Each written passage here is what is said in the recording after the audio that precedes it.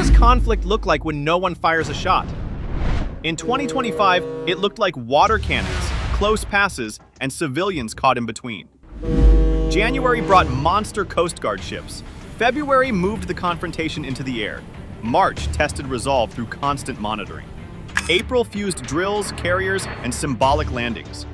May escalated to water cannons against research vessels. June turned patrols into physical contact.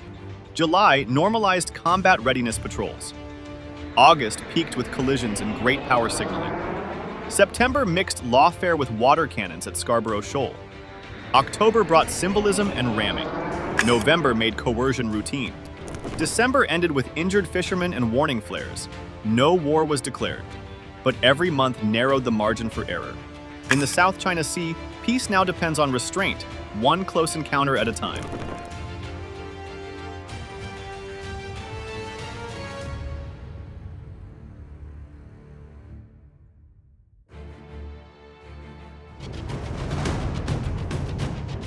China, this is the China. This is the Philippines. This is China. Go back to the Philippines. U.S. deploying its Coast Guard to the West Philippine Sea to help Manila uphold its sovereign rights.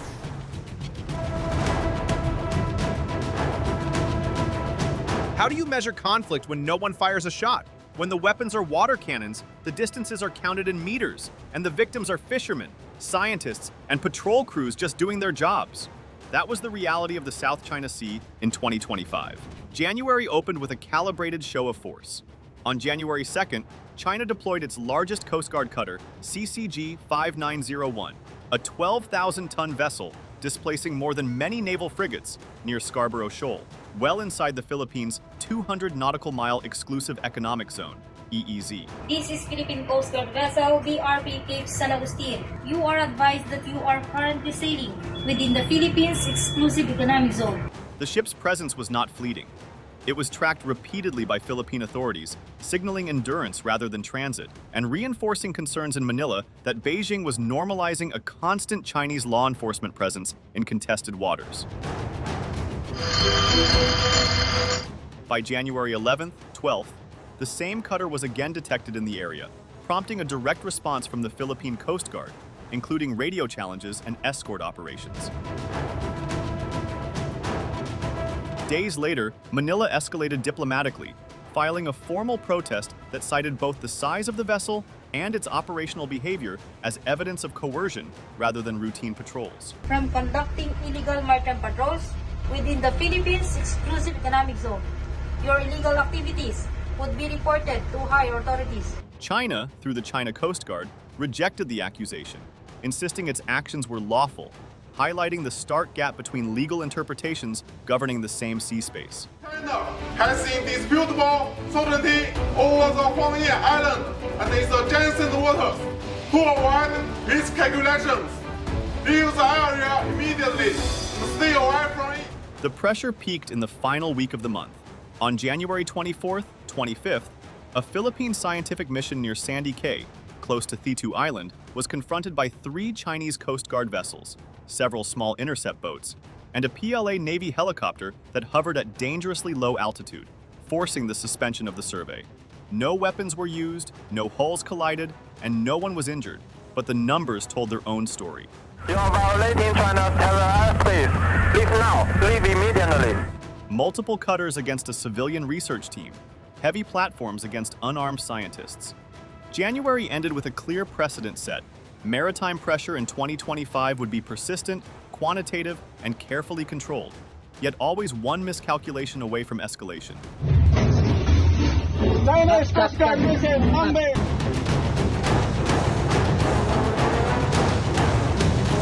February marked a clear escalation above the waves.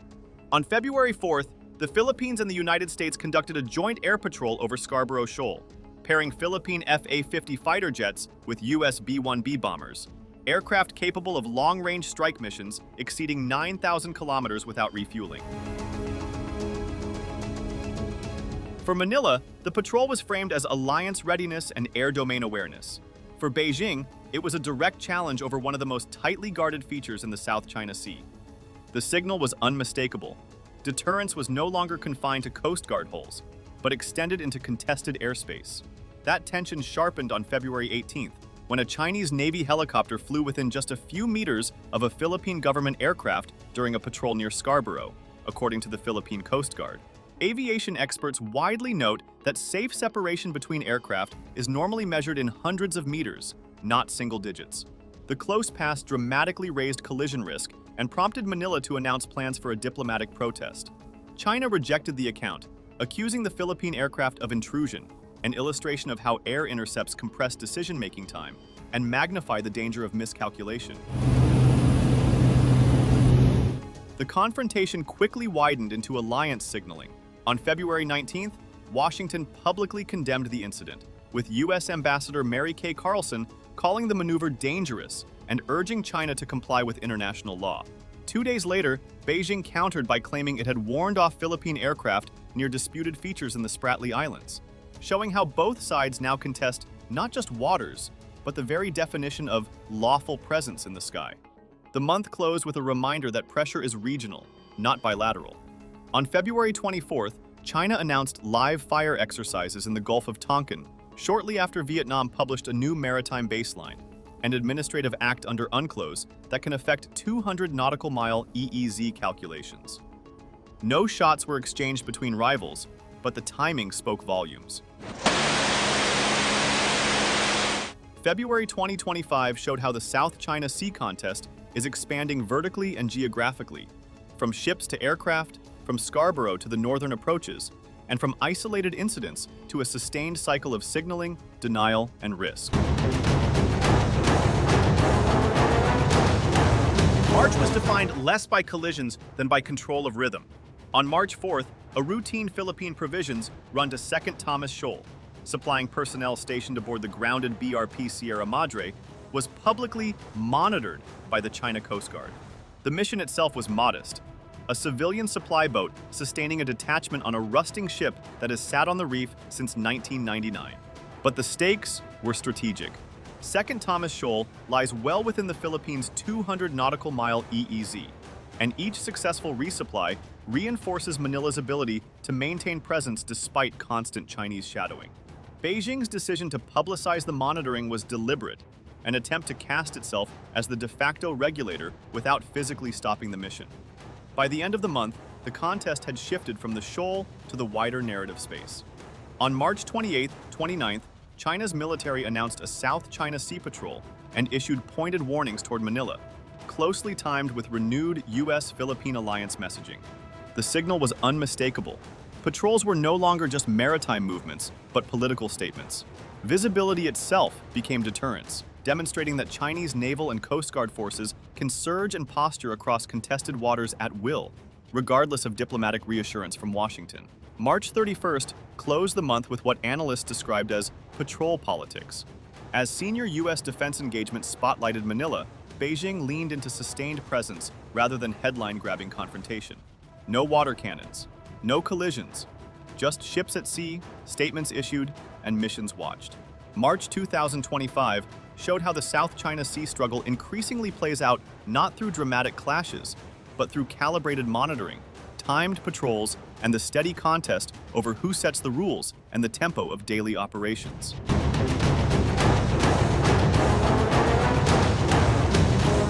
April marked the densest month of interaction yet, where routine logistics, legal forums, and major military exercises collided in the same operational space.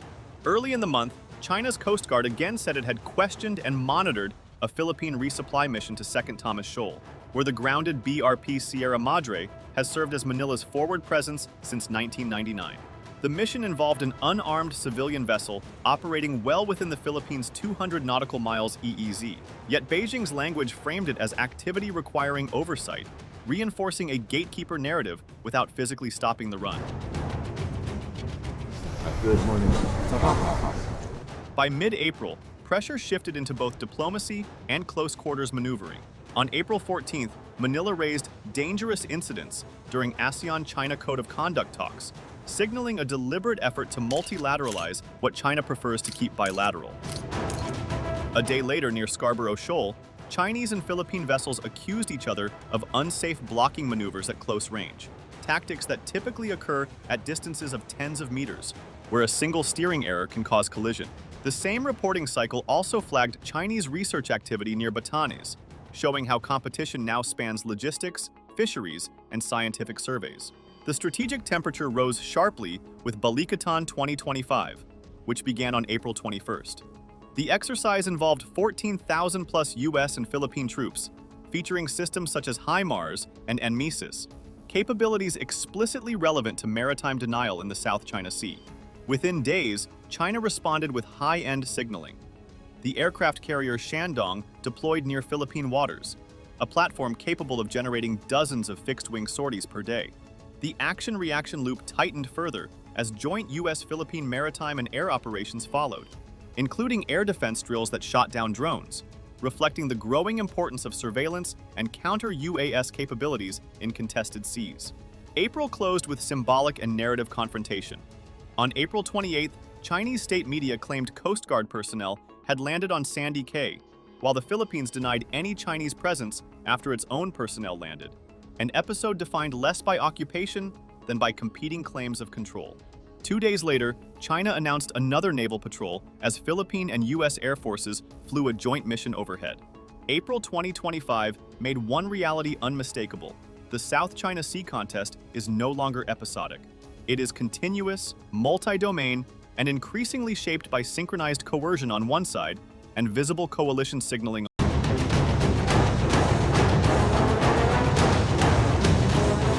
May marked a shift from symbolic pressure to physical risk, with South China Sea frictions widening beyond naval outposts to include fisheries, science, and third-party claimants. The month opened with Vietnam lodging formal diplomatic protests over activities around Sandy Cay, reminding all parties that even bilateral-looking incidents ripple across overlapping claims. For Hanoi, such actions are not abstract. Precedents set by landings, patrols, or monitoring can shape future interpretations of sovereignty and 200 nautical mile EEZ rights across the Spratlys. The confrontation turned kinetic on May 21st. During a marine scientific research mission near Sandy Cay and the Pag-asa Cays, a China Coast Guard vessel used a high-pressure water cannon and executed a sideswipe maneuver against the Philippine Bureau of Fisheries and Aquatic Resources ship BRP Datu Sanday. Water cannons on large Coast Guard cutters can project streams at several hundred liters per second, powerful enough to damage equipment and injure crew at close range. Manila reported damage and safety risks to civilian personnel, an escalation because the target was a fisheries and research vessel, not a military or resupply ship. The days that followed exposed the core gray zone playbook. Beijing said it had imposed control measures against Philippine vessels it claimed had entered waters near Subi Reef and Sandy Cay, while Manila rejected the charge outright, insisting its activities were lawful. The terminology mattered. Control measures is not just descriptive, it is an assertion of enforcement authority in disputed space, reinforced through both maneuver and messaging. By May 23rd, the dispute had escalated into a diplomatic exchange involving Washington, with China warning of a resolute response, and the United States condemning what it described as dangerous and aggressive actions. By month's end, the Philippines drew a firm line on narrative ground. On May 29th, Manila rejected China's objections and reaffirmed that its operations were routine exercises of sovereign rights under international law, not provocations. May 2025 showed how the South China Sea contest is broadening, from reefs to research missions, from bilateral encounters to multilateral reactions, and from quiet monitoring to incidents where civilian safety is directly at stake.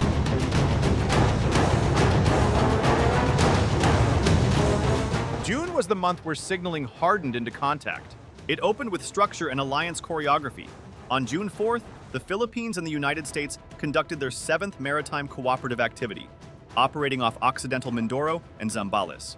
While deliberately conducted away from disputed features, the exercise reinforced interoperability, shared maritime domain awareness, and freedom of navigation principles.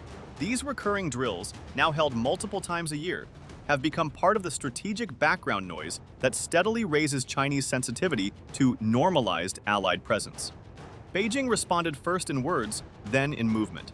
On June 5th, China warned the European Union against provoking trouble and reiterated criticism of Manila's reliance on outside forces. Days later, on June 14th, 15th, the PLA's Southern Theater Command announced joint sea and air patrols in the South China Sea and issued a direct warning to the Philippines.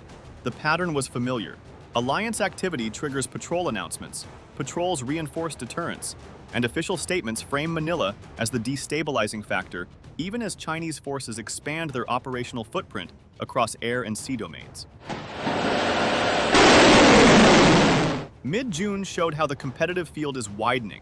The Philippines conducted a joint drill with Japan in disputed waters, followed by trilateral Coast Guard exercises with Japan and the United States held from June 18th to 20th. These drills focused on collision response, fires, and search and rescue, scenarios highly relevant to South China Sea encounters, where vessels often operate at tens of meters separation. Coast Guard cooperation matters precisely because most confrontations occur below the naval threshold, where non-lethal force and maneuvering dominate escalation dynamics. The month ended where theory met risk. On June 20th near Scarborough Shoal, Chinese Coast Guard vessels used water cannons and aggressive maneuvers against Philippine fisheries missions, delivering supplies to Filipino fishermen. One Philippine vessel was struck, another narrowly avoided impact. China said it took necessary measures to expel what it called intruding ships. The exchange followed a now-established template: non-lethal force, competing legal narratives, and a deliberate effort to assert control over access to a vital fishing ground. June 2025 made one thing clear: the South China Sea contest is no longer just about presence. It is about who can sustain pressure, manage escalation, and still operate when signaling turns physical.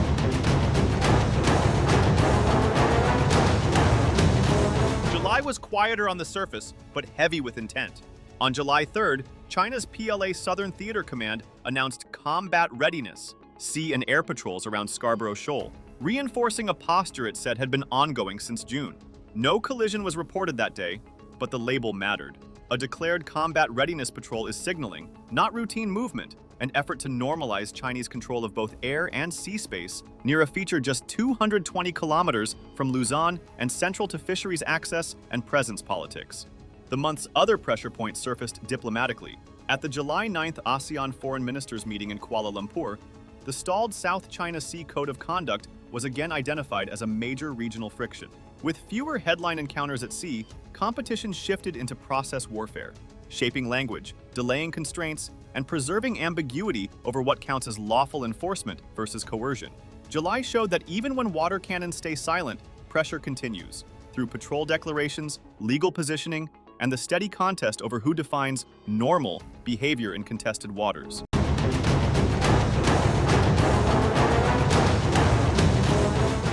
August was the most volatile month of 2025 in the South China Sea, marked by coalition expansion, a serious collision, and rapid great power signaling. It began on August 4th with the first ever Philippines-India joint naval sail in the West Philippine Sea, conducted inside the Philippines' 200 nautical mile EEZ.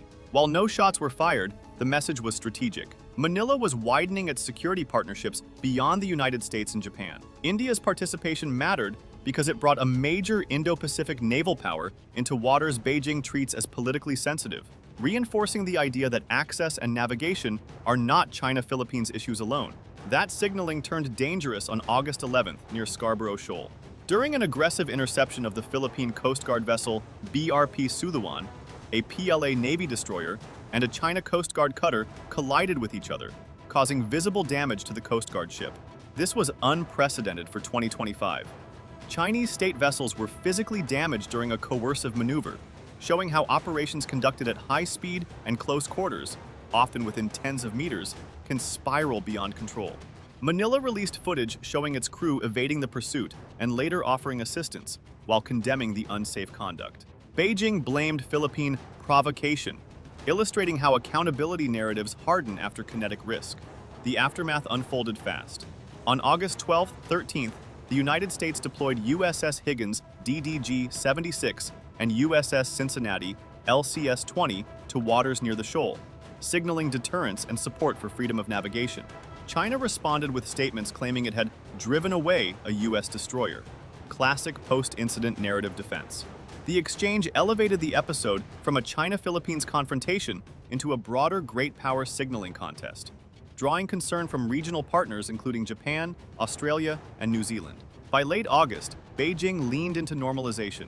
China announced expanded and routine Coast Guard patrols around disputed atolls, including Scarborough, explicitly linking them to safeguarding sovereignty and maritime rights.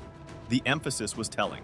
Even after one of the year's most dangerous incidents, the strategic answer was not restraint, but sustained presence. August 2025 showed the South China Sea at its most exposed, where coalition building, coercive tactics, and operational risk converged, and where a single misjudgment proved capable of damaging ships, reputations, and regional stability at once.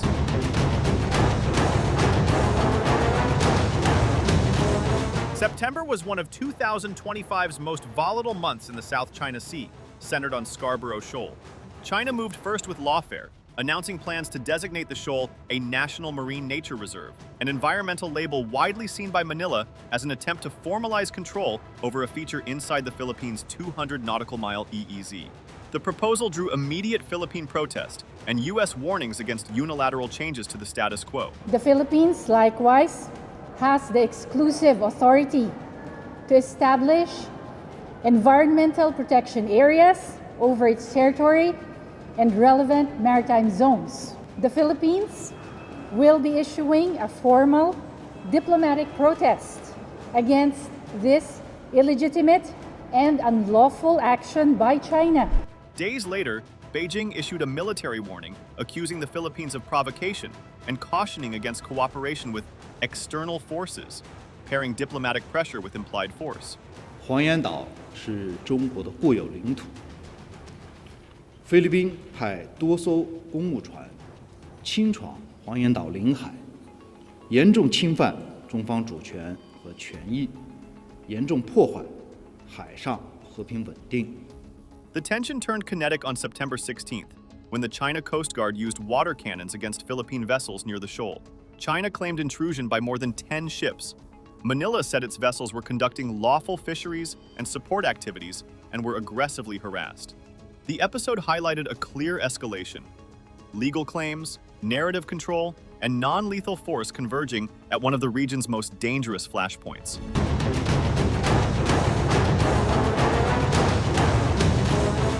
October blended symbolism with sharp contact. China's Coast Guard staged a National Day flag raising near Scarborough Shoal, a quiet but pointed act of presence politics meant to normalize control. Days later, China and Malaysia announced joint drills, showing Beijing's effort to complicate coalition dynamics within ASEAN. The month turned kinetic on October 12th, when the China Coast Guard used water cannon and ramming against a Philippine fisheries vessel near Thitu Island, one of the most dangerous encounters of the quarter. Washington publicly condemned the incident, reinforcing the now familiar ladder. Unsafe contact led to attribution, led to alliance signaling. Thank you.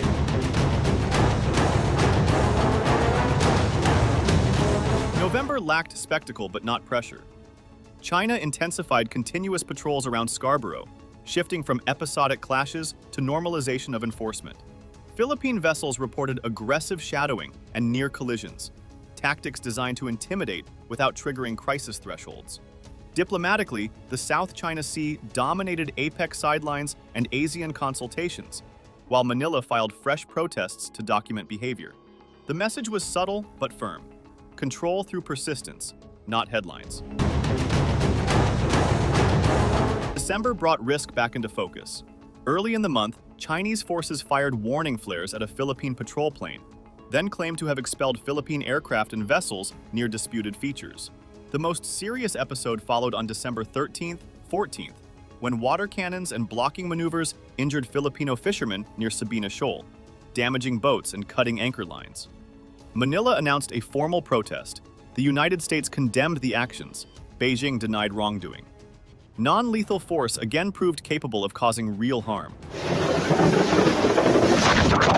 By year's end, the South China Sea had not erupted into war, but it had hardened.